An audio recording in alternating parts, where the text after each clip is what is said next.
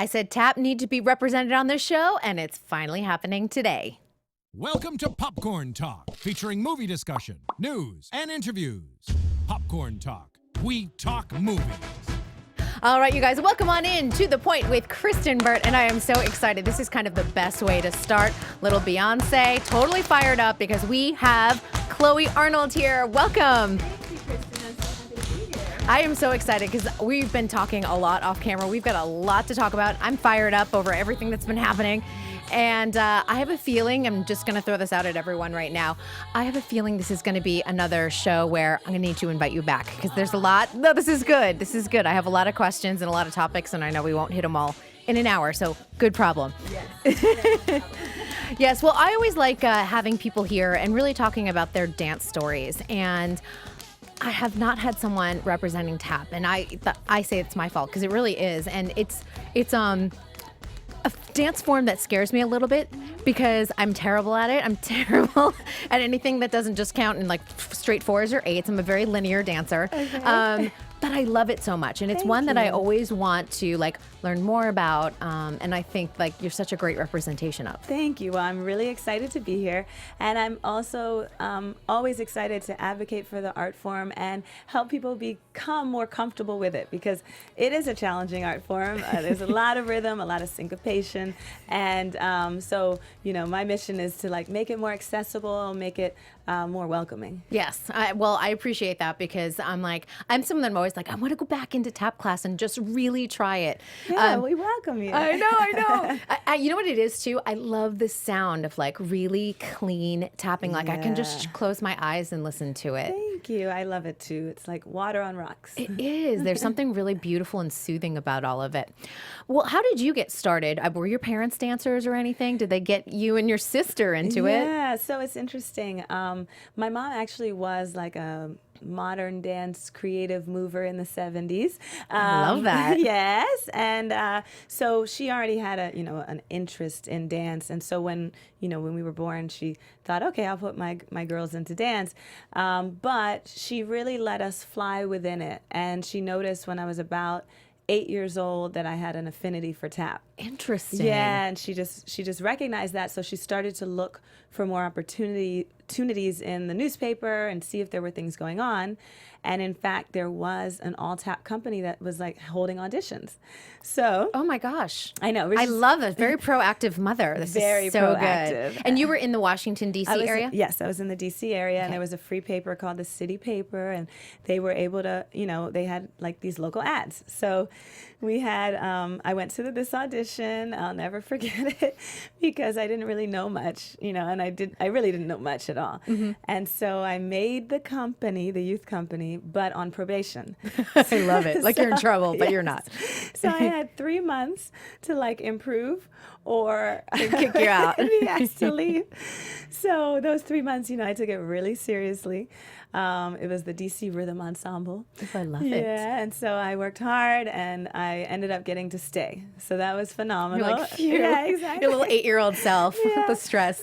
Right, exactly. So then I was there, and there were a lot of master classes that were being taught. So the director, Chris Ballou, was inviting all of these masters in to do lessons. So I got to take from a very young age with these master tap dancers, from Harold Nicholas to Eddie Brown to Buster Brown and LaVon Robinson. Like these were incredible tap artists, and so I was really inspired. But by about 10, I was like, I'm going to be a tap dancer, and I really didn't fully know what that meant. Right.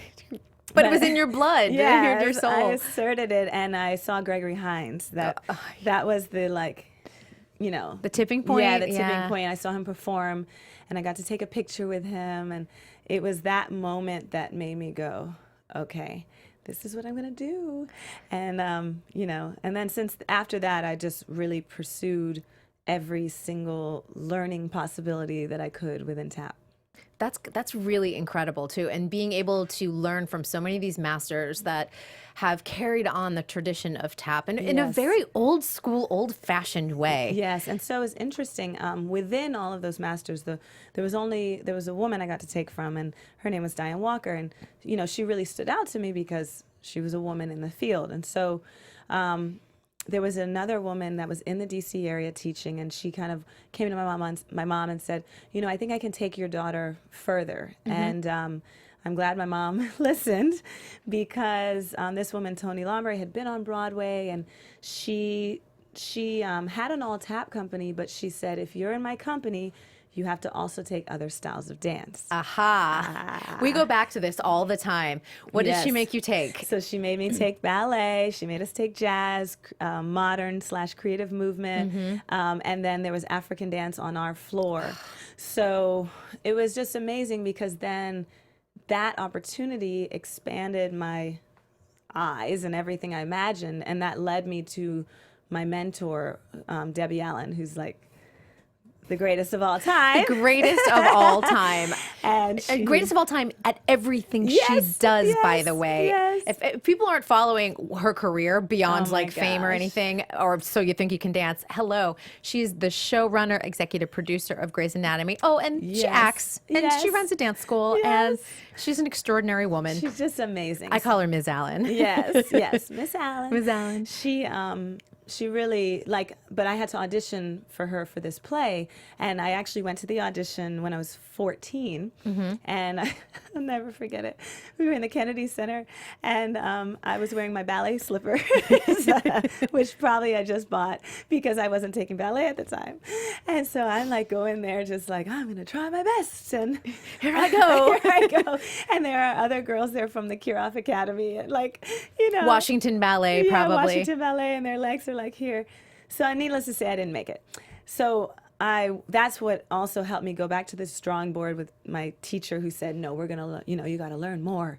And so now it was like 2 years later, and mind you, I wasn't great, like 2 years later, but I at least had an understanding. You get that vocabulary. The vocabulary. Yeah. So then I went back to another Debbie Allen audition, and this time I remember my dance teacher just saying, be full out, just be full out. And I went in, and this one they were looking for a tap duo. So I was like, I gotta get this. You're like, I got this, I know. Like, I went in with my I was wearing a tap shirt. Like that's really not what you should wear, but Does it just say tap on it, or is it sparkly? It said, excuse me. I made it. It was a shirt I made, and it said "Tapping for Life." I kind of dig that, Okay, though. yeah. So Do you it's sell like- that now? Because you should. I sell other things. It's my shirts. My sister and I have a line. It says "Tap into Love" and "Tap into Equality." So we have a whole line. Okay, because that's a good Yes. slogan. So I remember we snuck into the audition early, and there were like 800 people at this audition. My friend and I snuck in, and we said, "Miss Allen, we tap." And looking back, I'm like, she could have been laughed at us and sent us out. But instead she said, okay, well, let me see something. So we did this like back and forth tap jam, and she was like, oh, amazing, ladies. Now go put your jazz shoes on. Ooh. You're like, no, I have to do Like, jazz. I gotta do jazz. So I just kept remembering my teacher's words, like, be full out, just be you. And I went in there, and I'll never forget the dance. Like, I remember the move that I knew I could nail, because it was like a head swing, and it was like hippie. Oh, I love it. And so I did it, and then, long story short, I was picked as one of the 12 girls, and that was the catalyst for really everything in my life, like being a self-aware woman, learning that we have no limits, that, learning to speak as an artist. I mean, it was just like, Having a voice as an artist. Yes. This is so important. Yes. And we were just talking Everything. about Diana Pombo, who, she's 12 and she has a voice. And I think that's Yes. extraordinary, because it's taken me a long time as an adult to find my voice. Exactly. And I think that, so for me as a woman in tap, like I said, I was inspired by Gregory Hines. He was really the person that brought tap, to the mainstream in the 80s by way of dancing to funk music and White Nights. Yes, Come White Nights on. with Baryshnikov. Please. Unreal. So he brought tap to movies and to television, and he made it cool and accessible. And so I saw that, and I thought, that's what I want to do. But if we're looking historically, the field of tap has always had a prominent male. So, you go back in time and you have Fred Astaire and you have Bilbo Jangles Robinson and you have, Gene Kelly, Nicholas Brothers, Sammy Davis Jr. So on and Savion on. Glover. Savion Glover. Yeah. And these are all guys, and, no knocking to them, but there were always amazing women, and they just didn't get the same acknowledgement or recognition or support. And so I always thought to myself, like, this is something I want to change, because there are so many amazing women out here. There are so many, just historically, like there was a woman named Jenny Lagan, and she was one of the first African-American women to ever have a contract with MGM. And so she was putting, tap on film, but she just wasn't protected, let's say, in history, Of course. or celebrated. Are there any movies we can watch of hers? Do you know any off the top of your head? The best thing to do, honestly, is just YouTube. Good old YouTube. Google, yeah. And just put in Dr. Well, we call her Doctor now, but that was, she was given that award later on. So just look up Jenny, Jenilegon, Lagan, Okay. and you'll see amazing things. A woman named Cora Lared. So on YouTube, they're just excerpts that you'll find. Of course. But, these women were game changers, but they just, haven't been celebrated in history. So I'm really adamant about that change, and also looking into the future. That's why I started my company, Syncopated Ladies.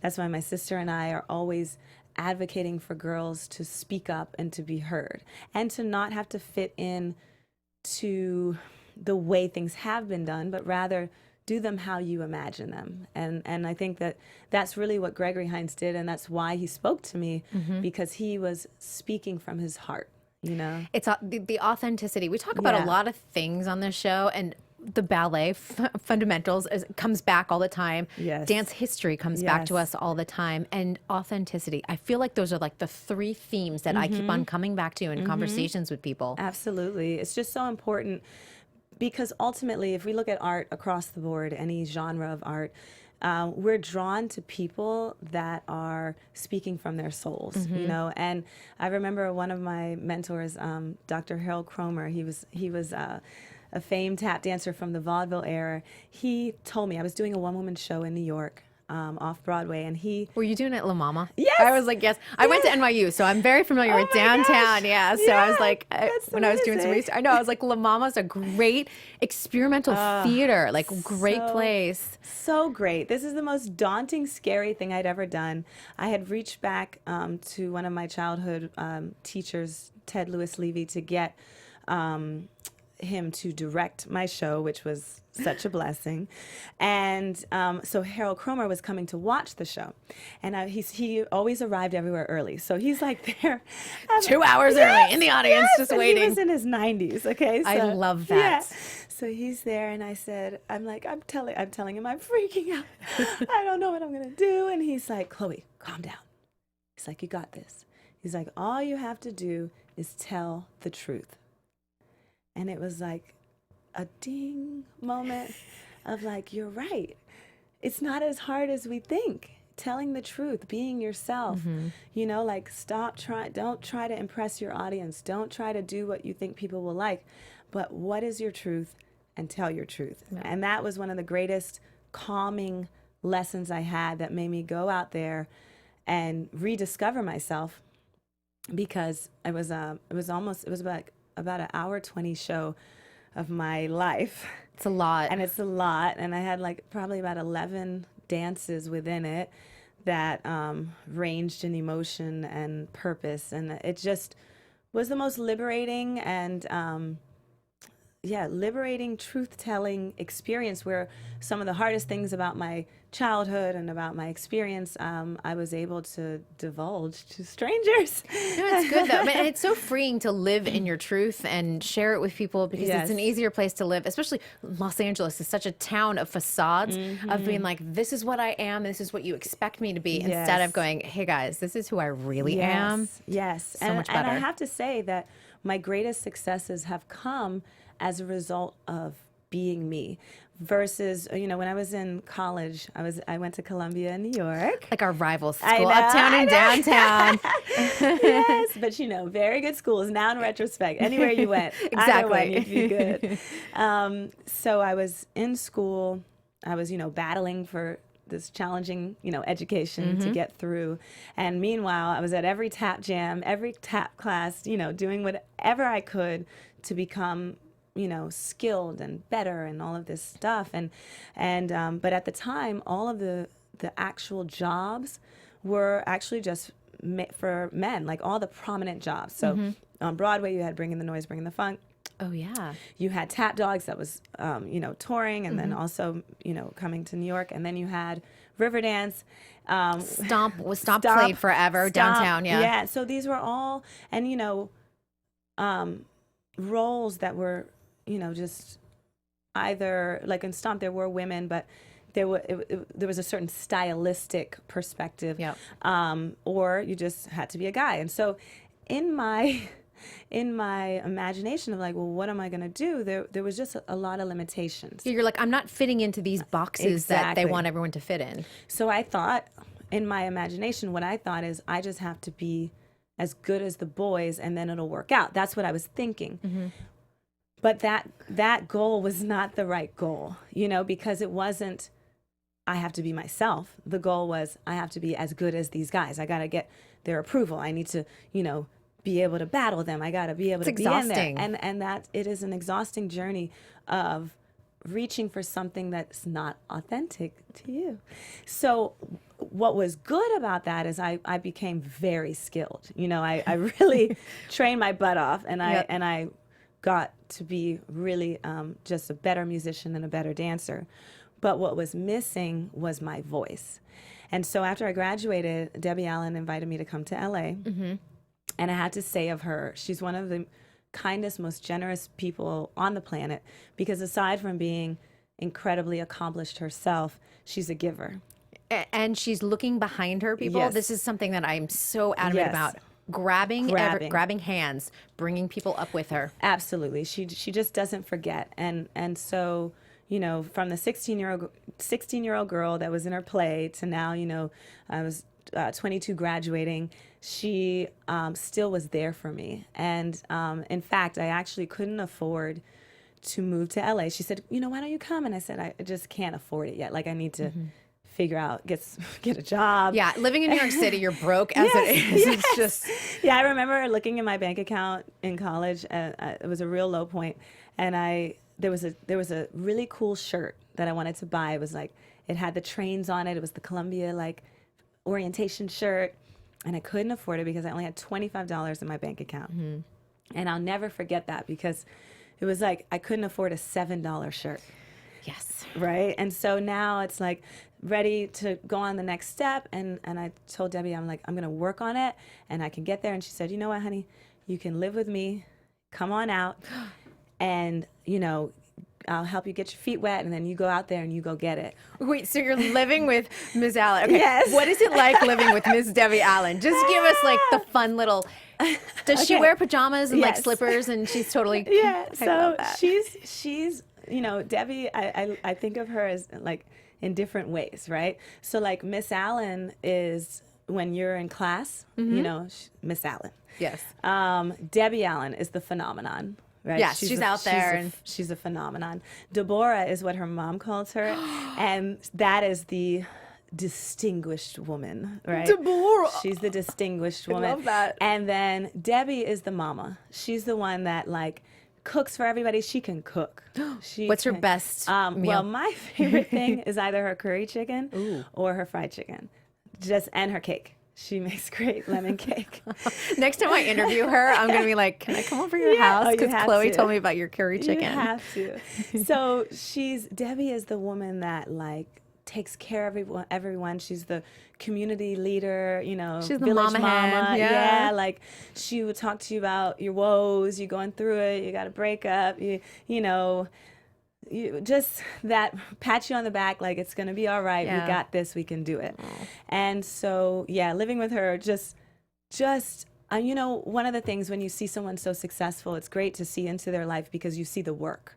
So what I really got to see is her up at 2 a.m., making notes on a script. Yes. And then still being up at the, crack of dawn to get to go teach children dance, which she does not need to do.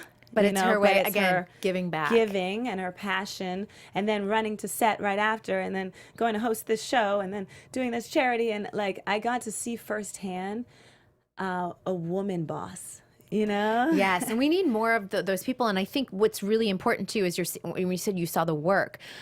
I come from the East Coast. You're from the East Coast. Yes. There's a strong work ethic on the East Coast, and you get out here to the West Coast, and everyone's like, the beach, it's sunny, palm trees, and people always say to me, "You work so hard," and I'm like, it is. I don't know if it's that Puritan, like New England thing in my brain, but it's not an option. It's not an option. It's not an option. You go to school, Yes. you get a degree. Yes. If you have to work 5 jobs, you work 5 jobs. Exactly. Well, I could list the jobs I've worked. I've been a cleaning person. I worked at the mall. I sold T-shirts on the street. I was a strawberry daiquiri once, you guys, while Broadway singers at the Marriott Marquis sang next to me, and I stood there as a strawberry daiquiri. You just reminded me. I sold the candy in the bathroom at a nightclub. Yes, I've done that. So we ingrained in us is this: you make it happen, and so it's incredible that it doesn't matter what phase of your journey you're on. You keep that with you. So watching Debbie be incredibly successful and still putting in all of that work made me realize the work never ends. That's right. It's just going You to get this here? is- yeah. It doesn't matter. Yeah, because in your heart is this desire to continue to make an impact, to achieve, to reach people. And so I couldn't be more thankful. And I every time I get a chance to thank her, I just say, thank you, Debbie. I love you. Because as much as it's important for us to, give to the future, we also must celebrate those that gave to us. That's right. And so like my mission in life, honestly, is to celebrate her legacy and as an inspirational vehicle for all the people we're able to affect. Oh, I love that. It's so good. And, Chloe and I were talking about this like off camera, but we were talking about just time's up and things like that. And, it's a really big globe of ideas and thoughts and issues and things like that. But if you can even just find a small way to make an impact. And for me, it's always been, I don't have kids, so I always call them my Twitter babies. I have all my Twitter babies that have followed me for years, and they'll sit there and send me prom pictures and stuff like that, or ask for advice. And I'm like, even if it's just that small a thing that we can do. It's enormous. And affecting one life is, it has a dynamic effect. It really isn't the quantity, it's the quality of how you change someone's life. And you don't realize the ability you have until you start giving, and then you see the effect and you feel the effect. And so actually this past weekend, I was teaching on a convention on New York City Dance Alliance, and a girl came up to me and she said, I've been really sick for a year, in and out of the hospital, and the thing that's kept me going has been watching your videos. And for me, like, when you're making, because people for our videos, I don't just go, here's a video, ding, ding, ding. Like, I really think about it. I do things that really speak to my heart, and then I invest in it, and I pay, for it to happen. And so it's really a work of love when I make these things, and it's a work of teamwork, all the ladies getting together and giving their hearts to something. So when you see the impact and that it really matters, it feels so good, because that you're speaking to someone that nedes to hear what you're saying. Absolutely. And your videos, like I was just saying, I'm like, I watched that Beyonce tap dance like 3 times. I just kept on going, hit play, because there was something just about it. And I was like, gosh, I'm so excited for this interview today. And it kind of got me in a really good frame of mind. And I mean, the Beyonce one really put you guys on the map. Yes. Can we just talk about that Beyonce moment? Because she is a queen. She's another person that is giving and sharing and elevating. Yes. Okay, so I couldn't be more thankful for the women in my life. And that's all the women. My syncopated sisters, that's what we call each other. My actual blood sister, Maud. Debbie Allen, like I said, my mom, who's, been there for us obviously from the start. Right. Beyonce.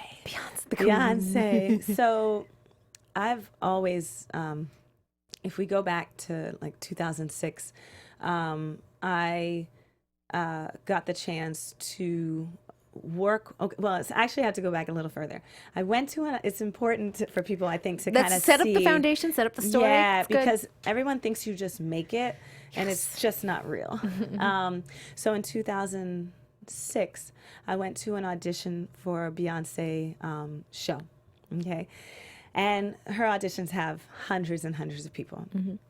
And I'll never forget, I remember everything about it, like how I walked down the alley to get to the dance studio, etc. And I got there, there's so many people, everybody's beautiful, everybody's talented. Yep. That's what it is, right? But I had the best feeling in my heart. Like, I just was like, I'm going to come in here and I'm going to rock. Okay? So This is my day. Yeah, like, this is my day. So I go in, I'm dancing, and mind you, none of this is tap. So again, thank goodness for Tony Lambre and then Debbie Allen, because Debbie Allen pushed me further into studying Oh, yes. all the genres. If you go to Dada, you know you're getting trained in everything. Yes, we took every style of dance. And so I go in there, I'm like, I'm just going to give my all. So we're doing it, make the first cut. I'm like, yes. You're like, check. Woo. Make the second cut. Check. Yeah. Now we're down to the wire, and it's improv time. Now, I'm that person that brings her tap shoes everywhere. Yes. So I have my tap shoes hiding in the corner of the studio, and I'm like, it's improv time. I'm going to grab these shoes. I'm going to jump into the improv circle doing tap. So I do that. Okay. And everyone's like, wait a minute. This isn't supposed to be happening right now. So I do it. Everybody's like, they're loving it. However, it really wasn't what they were looking for for this particular job. But when I tell you, I walked out of there because they didn't make the final decisions there. But I walked out and I felt so proud of myself. And I felt this sense of like accomplishment. Like I had come there, given my all, also been true to myself, brought my tap shoes out. Took a risk. Took a huge risk that could have been really embarrassing. They could have embarrassed me and said, why are you tapping? Like, what are you doing? Instead, they were very supportive of it. And I actually knew in my heart that I hadn't booked. But as I was driving, I was smiling. Like, I was literally like, this is like the best day. I danced all day. It was so fun. I did what I set out to do. I wasn't afraid to do it. And that's a win. And I think we need to look at, the win isn't always the job. No, I truly felt like I won. And in my head, I said to myself, I'm going to work with Beyonce. But I knew it wasn't that job. But I was like, it's going to happen. It's all good. And I just happily drove off, and I didn't get the job, and I was okay. So at Columbia, I had studied film, and my partner that used to have, she would come and shoot my dancing when I would perform around the city. And then when she shot her thesis, I was the main actress in her thesis, and then I helped her edit, and we were just friends and buddies and supported each other. Good bouncing back and forth as artists. Her name is Melina, and she actually went to NYU. So I got my NYU experience through I love her. that. She is a very successful director now and executive producer. And she's won Grammys for her work with Beyonce and Rihanna. No big deal. No biggie. And she also is an EP on Insecure on HBO. So she's doing a who I'm great seeing job. tomorrow night, by the way. Oh, exciting. Yes, I'm excited. That's great. So, so long story short, I had been assisting Melina on shoots. As she was the director, and she would bring me on to assist, which was awesome because I was learning how to direct. It was almost like grad school. Like I studied in school, but now I was in the field getting to learn. So I really appreciated those opportunities to learn. So one day she calls me, she says, are you available tomorrow we have another shoot? I'm like, of course, like, let's go. And next thing you know, she says, great, it's Beyonce. And I was like, full circle. And so, I wasn't dancing for her. It wasn't like that, but it didn't matter because it was her essence that I got to experience. And in that experience, I was uplifted, like working on set and seeing her, again, work ethic, how she treats people, her level of kindness, her level of diligence, her passion, her unapologetic power, you know, of not having to feel like, oh, all right, well, I don't want to make other people feel bad. Women apologize too much. Women apologize too much. So I'll never forget how I felt leaving there. And I thought to myself, I want to feel this way in tap shoes. And it changed everything. Literally, it was the tipping point. So from then, I called the ladies that we'd already been had syncopated ladies. It was like '03. We actually started at Debbie Allen's studio. She let us have free space and to build this idea. And but I called them. I remember we were actually in my bedroom, like doing girl stuff. Like I was giving them clothes, and we were like, you know, doing big sister stuff. Yep. And I said, I want to rock out in tap shoes. How do y'all feel about that? And they were like, me too. And we're like, roar. And then next thing you know, that's when we started making like our own music videos. So I was pulling on the skills that I learned from assisting Melina from college. Absolutely. And saying, it's time for me to show the world how I imagine tap. How right. I feel about it, how it makes me feel. And so we did a couple videos to get, you know, our feet wet. And then I thought, I have to do a salute to the woman. Let's do it. That gave me that, rawr, like we can do this, you know? And so we did this video, Beyonce Tap Salute. And honestly, I just put it out there. At that time, viral wasn't like a prominent concept. Like it wasn't like, now dance is a viral. It's one of the driving forces of YouTube, honestly. Yes.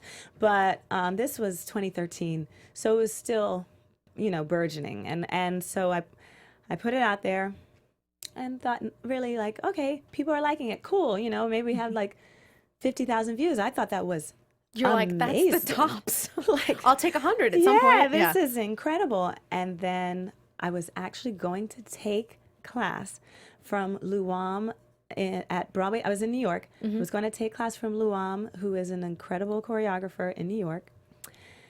And I was taking hip hop class because I love training. That's good. So I was always a student. Right. And so I went to take class.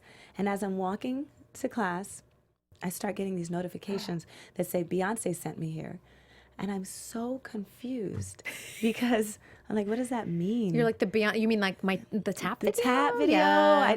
It took a second to register, and then I pick up my phone and I my hand starts shaking, literally shaking. And I'm trying to type in Beyonce's page because I'm like, could that mean? And You're like, fingers crossed. And I get to her page and she had shared it and she wrote, they killed it. And the numbers started to magnify. So I'm in the lobby of Broadway Dance Center and I tell everybody because you're like, Beyonce sent me here.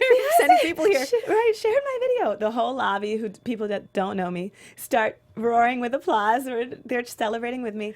Now, mind you, I'm supposed to go to class. Okay. So I have this really difficult decision of do I stay on my cell phone and collect, you know, the glory. Just watch it. Right. Or do I go to class like I was supposed to do? So I go to class. Smart. And guess what? The dance was to a Beyonce song. You're like, I love this. I was like, this is everything right Yes. now. So the whole class, my phone's over there and I'm in there going for my life. The just notifications are draining your battery. And I'm just like celebrating Beyonce in this class, you know, in my own personal, like, it's a thank you. victory. Yeah. And then I get out of class and overnight, you know, within like, I want to say it jumped by like 100,000 every couple hours. That's crazy. And through that visibility, then So You Think You Can Dance called us to invite us to a season that it just worked out timing wise. They were having crew battles. That was season 11. Yeah, which was just so lucky that it was just perfect timing. And so we went on and this was interesting because it was a Twitter battle. So you won by way of how many Twitter hashtags you got. Yeah. And I was a little nervous because at that point we only had about 300 followers. Okay. Oh, good old social media, yes. And you're like, oh man. And our competitors were the winners of America's Best Dance Crew, and they had like 100,000 plus followers. Of course. So I'm like, ladies, we are going to go in there. We're going to give our all. We can do this, you know? So we did. And then, you know, now it's like internet time for decisions. And my crew and I said, you know what we're going to do? We're going to reply to every person that supports us. And so it was a whole week long. And I tell you, I don't think I've ever been on the phone so much. Your thumbs are like permanent, like. Yes. But long story short, by the end of that week, we had won 67% of the vote. Yay. And crazy enough, we were trending worldwide, That's which amazing. blew my mind. Tap dancing women trending worldwide during the NBA finals, which was I like, love that. whoa. And through that experience, then we were able to have our own concert. And that year, we went on a tour. We sold out all of our shows. It was just like, I call it the Beyonce effect. Yes. You know, one stroke of a button that led to not just us tap women being able to work, but creating work for anyone in tap, because now tap is more visible. That's right. Now more people care. Now more people want to learn. So just her catapulting a field and then women in a field, it's a big deal. Magical. And I think, too, it's been important seeing tappers, like when we saw Gabby Diaz win. Yes. That was a big deal in season 12. Yes. You were able to come on season 13. And let me tell you, first of all, I love Emma Hellenkamp because she and Me her too. mother, they're just the nicest people. So nice. Yes. So nice. And, but that particular number, the two of them and little tiny Emma, she's a little taller now, but Yes, she was so sweet. itty bitty. But really, you could see that she felt your choreography to her soul. Thank you. So I was very excited to be invited to choreograph on So You Think, especially because it had, you know, again, been such a nice launching pad for what we were doing. And so when they called, you know, I was like, so do I get to do girl anthem? Like, you know, you're like, please. I really hope that's, you know, where I'm going with this. And they were all for it. So it was exciting because, again, I think about the women in my life, you know, Debbie Allen, Beyonce, people that were like, you know, go. We stand up tall, we stand proud. And I wanted to be able to give that to Gabby and Emma as a way for them to, again, feel unapologetic, to go out there and represent for the women, you know, in this field in a strong rhythmic voice. I love it. And, you know, something that's interesting, these kids were so young. They were 8 to 13, 14. I think everyone wound up being like 10 to 14 when they got Yes. cast. But girls especially, before hitting like the preteen, like this is the years you really want to empower them. Truly, truly. And it's amazing because, again, it's important to have women in every generation speaking loudly, because you have Emma and her voice, you know, I'm giving her something to say, but it's something that she believes in. And the kids her age are going to hear her in a different way than they might hear me. So they're hearing it from their peer group, and I Yes. think that it's impacting in another, you know, another way. So I think it's just so important that each generation speaks, because the message will be received differently based around you know, the community that you are coming from. So I think that it was very exciting for me to have Gabby's audience and then have Emma's audience all unify around the same message. And we got to see it twice. It was on the finale as well. Oh, That's a you big know, deal. I know. That was very exciting for me. I was very honored to have the work brought back, because, you know, it's just something I truly believe in. And I just know, because all of us, right? Any woman has been that girl that wasn't sure of herself at some point, where you're wondering, am I pretty enough? Oh, you know, am I good enough? I still do it as an adult, unfortunately. But, you know, Yeah. some days I'm like, stop. These voices, stop them. Yeah, and you have to find exactly the words so that your inner voice shifts, so that your why and your being are around something bigger than kind of what society wants it to be around. That's right. And being a big sister, because my sister Maud is younger than me, I knew very young that I was responsible for how she thought of herself. That's right. So I was able to see the importance of being like a mentor and a sister, because I was watching how it was shaping her. And there was a time where she was, it's crazy how kind of the world works, but where she was being put down because she was too skinny. This is very interesting. I can't. I know. We can't win. No, this is the point. Like, there's so many. And I will say that oftentimes it is ladies doing it to other ladies or girls doing it to girls. Stop with this girl on girl crime. 100%. No more girl on girl crime. Stop it. It's got to end.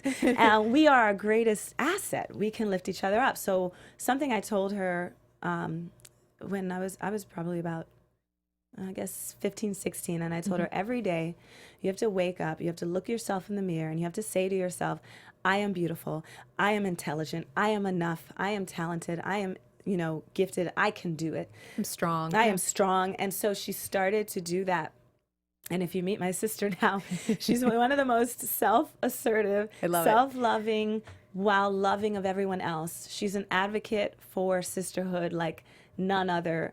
And I think it's because it was fostered in our home that we be best friends, that we don't compete, that we elevate. And so when I look at like Gabby and Emma, in this huge spotlight, I want them to not think about the other girls on the show as their competition, or why are they better, or why are they worse, or I don't want you to think like that. I want you to come out here and understand that, at the end of the day, whether whomever wins, that's not really what matters. The win is, how do you feel about yourself, and how are you encouraging others to feel about themselves? And it really makes a difference about the life decisions you'll make. So if you learn at 10 years old that you don't need for a man to tell you you're beautiful to feel beautiful, then when you're an adult, you won't seek that out, and instead you'll have good relationships. And you won't spend your 20s dating the wrong person. It's really true. It's so true. I mean, it's crazy to think about, but it's all that imprint that we have when we're younger. 100%. Yeah. 100%. So I'm very conscientious about that. And my sister and I, we actually put on a Syncopated Ladies boot camp every summer. I love that. Yeah, this year it's in July here in LA. And we do 4. We do New York, Chicago, LA, and then like an extra city. And the whole point of the boot camp is yes, people are coming because they want to learn tab and be challenged and do our choreography, but also we spend time talking about self-image, talking about self-worth, and visualizing how we want to see our futures. So it's really exciting because every year we do a letter to ourselves. Oh, I love those. And every year we come back and we read them. And it's exciting to hear the success stories of, I told myself this and now I'm doing this. Because the words that we say, like to ourselves every day, shape, our reality. So I'm just overall thankful. I mean, the Syncopated Ladies, the women in the group, you have Anissa Lee. She was a Debbie Allen Dance Academy scholarship student. Wow. Since she was 11. So she's been with me for a long time. That's a good note. That's good. Yeah. And, what's cool is that all of the women are also they have their own lanes and their own accomplishments. So we come together and everybody is a strong member of the team versus, like, oh, you're under me. It's more like, no, we are a team. So Anissa, she went to Otis School of Design. She is a fashion designer. That's so amazing. she does our costumes. That's so great. Right? And then, you have Asada Madison, and she went to UCLA for statistics. So she runs all of our databases and amazing. Is it? I mean, unbelievable. I know. It's using everyone's skill set too. Exactly. And so, like I said, they all have their solo projects, and then we come together and we're even stronger because everybody has a sense of self and then a sense of sisterhood. So that I couldn't be more proud or thankful that, the universe brought me close to women that, have the same perspective on what sisterhood means and like the importance of it and the value of it. And I just, my greatest, I guess, wish or prayer for my life is that I'm forever surrounded by that kind of love. Well, and it's a wonderful place to live, honestly. Yeah. And I think like the world needs more of it. I Yes. think that we're seeing a lot of shifting and changing right now, which for the good. Yes. But we're gonna have to go through. We have to go through the muck to get Yes. to the other side. But I Yes. think that we're going to be showing these younger kids like there's a better way to do it, and we're all going to be leading the way. Absolutely. And I have to say, even if we're looking at, thank goodness for the Time's Up movement, thank goodness, because it gives us the vocabulary to say what we've been feeling, because I've received a lot of pushback from some of the men in power in my field because my voice is not requesting approval. And it's been difficult because at first I thought these were people in my corner. And the hardest thing, you think when you get more successful, you're like, yeah, everybody's going to be on board. And it's just not true. There's a lot of jealousy that comes Yes. and a lot of talking behind your back that happens. And it's very hurtful. But then you realize that that you can't make people feel any way about anything. And it's a reflection of them. Exactly. Not you. So that's another thing that I talk a lot about with my students is this idea of bullying, because it is bullying when you take to, if you're using your power not to uplift, then it's a form of bullying. And so I always talk to young people about how do you use social media? What are you saying? Do you have to comment in a way that would ever hurt anyone's feelings? No. You never have to say anything mean, ever. No. Literally. No. And so I've worked to if I receive anything that's, resistant or not kind, I just channel the response through my creativity. And I try to not give any light to anything that is dark. It's not worth it. No. I can't believe it. We're down to like 5 minutes. I know. can't believe it. I already knew. I was like, I already know That's Chloe has to come back crazy. because there's like 18,000 more stories. my But gosh. I want to talk about something that's coming up. You've got the DC Tap Fest coming, Yes. which coincides with the big march on Washington. Parkland Yes. students are leading the way. Yes. Dina Katz is actually helping organize them, the casting director for Dancing with the Stars. That is the whole women's march movement is It's powered by amazing. her. I know.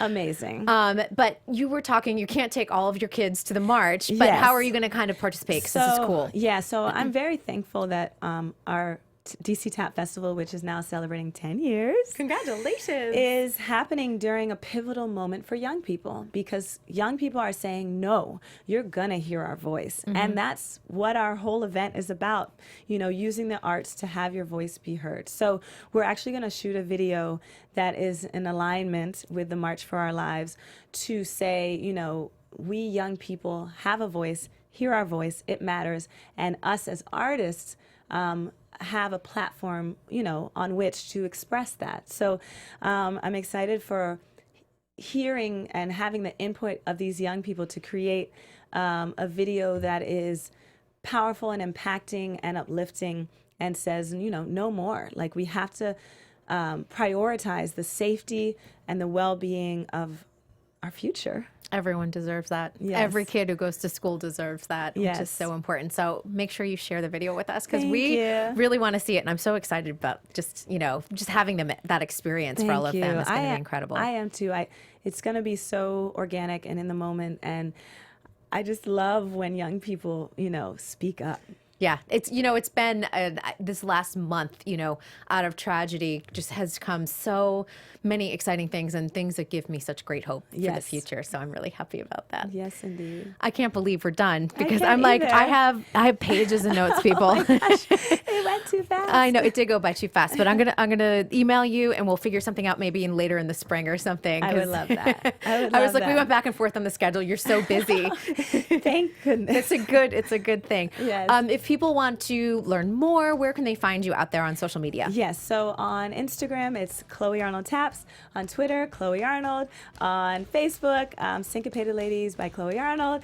But if you just Google Chloe Arnold, you'll find me. She's and there. Reach out. I look forward to interacting and seeing you guys soon. Oh, this was such a great hour, you guys. Thank you so much for joining us here to The Point with Kristyn Burtt. Next week, we've got season 2 winner Benji Schwimmer, who is hot off of the Olympics because he choreographed choreographed Adam Rappon's long program, which I think is kind of awesome. So he will be here in studio. And of course, for all the latest dance news, it's at dancenetwork.tv. Thank you so much to Popcorn Talk. We'll see you all next week. Thanks. From producers Maria Menounos, Kevin Undergaro, Phil Svitek, and the entire Popcorn Talk Network, we would like to thank you for tuning in. For questions or comments, be sure to visit popcorntalk.com. I'm Sir Richard Wentworth, and this has been a presentation of the Popcorn Talk Network. The views expressed herein are those of the hosts only and do not necessarily reflect the views of the Popcorn Talk Network or its owners or principals.